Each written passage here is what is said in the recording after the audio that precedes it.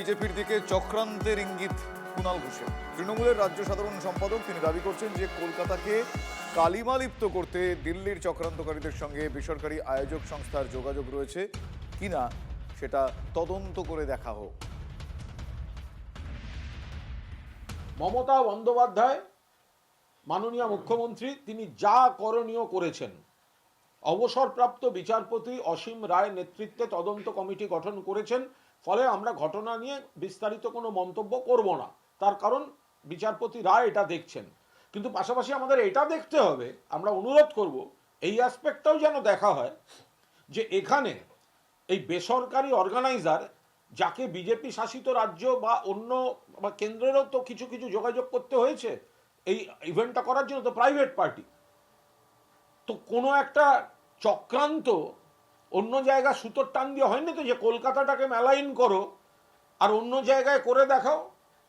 ফলে এই বেসরকারি অর্গানাইজারের সঙ্গে দিল্লির চক্রান্তকারীদের যোগাযোগ আছে না নেই সেটাও তো খতিয়ে দেখার মতো প্রশ্ন তোলার অবকাশ আছে।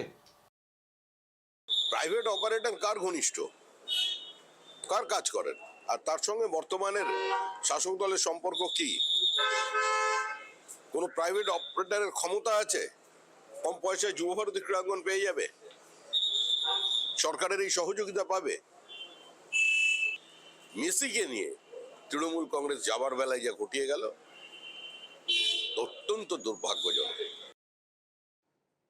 যুবভারতীর এই ঘটনায় আবারও সরব হয়েছেন কুণাল ঘোষ। যুবভারতী মেরামতির টাকা সরকারি কোষাগার থেকে কেন যাবে এই প্রশ্ন তুলে সরব হয়েছেন তৃণমূল কংগ্রেসের রাজ্য সাধারণ সম্পাদক। যারা মাঠের মধ্যে মেসির সঙ্গে ছবি তুলছিলেন, নিজেদের ছবি তোলাচ্ছিলেন, সব ফুটেজ থেকে তাদের লিস্ট করা হোক, তারা কে কোন অধিকারে ওখানে ছিলেন প্রকাশ্যে আসুক। ওদের জন্য দর্শকরা বঞ্চিত, ওরাই দর্শকদের দেখতে দেয়নি। মূল আয়োজক সংস্থা এবং ওদের কাছ থেকে স্টেডিয়ামের ক্ষতিপূরণের টাকা তোলা হোক, একটা প্রভাবশালীও যেন ছাড় না পায়। সঙ্গে ভাঙচুরে যে কিছু গুন্ডা দেখা যাচ্ছে তাদের থেকেও জরিমানা নেওয়া হোক। সোশ্যাল মিডিয়ায় ঠিক এভাবেই পোস্ট করেছেন কুণাল ঘোষ।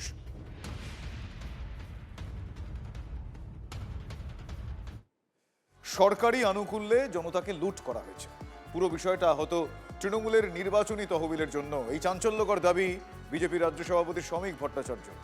যুবভারতীতে বিশৃঙ্খলার দায় পুরোপুরি শাসক দলের ঘাড়েই চাপিয়েছেন বিজেপির রাজ্য সভাপতি শ্রমিক ভট্টাচার্য।